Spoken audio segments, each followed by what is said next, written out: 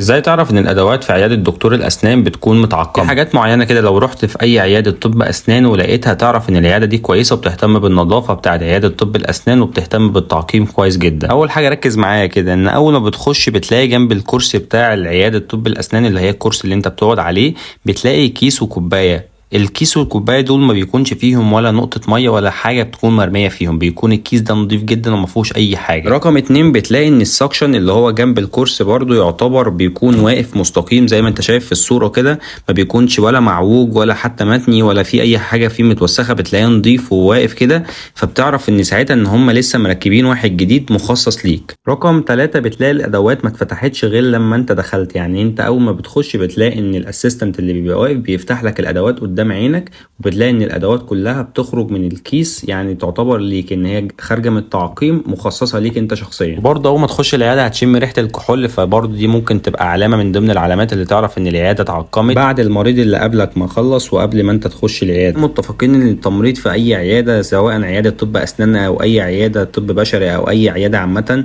بتعالج الانسان، فتعتبر ان هي من اهم الحاجات المهمه جدا التعقيم. اهتمام الدكاتره بالتعقيم هو حاجه مهمه جدا عشان يمنع انتشار العدوى. طب حلو، عشان تعرف ايه العدوى اللي ممكن تحصل من سوء التعقيم والعياده اللي انت بتروحها ما اهتمتش ان هي تركز على التعقيم او الدكتور ما اهتمش بالتعقيم. التعقيم والتنظيف بعد كل بيشنت بتقتل الجراثيم والبكتيريا والفيروس وبتمنع انتشار الامراض وانتشار الفيروس والبكتيريا اثناء علاج اي بيشنت. ان بيكون وارد جدا ان المرضى كتير بتكون جايه بامراض معديه، يعني امراض بتسبب عدوى بسهوله جدا. فالامراض دي كالاتي: لو الدكتور ما اهتمش بان هو يحرص ويبقى لابس جلافز وماسك ومحصن نفسه كويس جدا، فالعدوى ممكن تنتقل للدكتور بسهوله جدا. ما اتنقلتش للدكتور وهو اتنقلت للاماكن اللي هو او الادوات اللي بيستخدمها الدكتور ذات نفسه، فساعتها وما اهتمش بالتعقيم بعديها، ساعتها الامراض دي ممكن تتنقل من مريض لمريض اثناء العلاج. فلازم الدكتور ولازم الاسيستنت ولازم الناس اللي بتشتغل في العياده تهتم بالتعقيم كويس جدا. كده لازم المرضى اللي بتروح برضو لاي عيادات لازم تتاكد من التعقيم كويس جدا، ولازم يبقى عندها وعي كافي الفرق بين العياده المتعقمه والعياده اللي مش متعقمه. خصوصا في عيادات طب الاسنان في امراض كتيره بتتنقل عن طريق اللعاب او عن طريق الدم،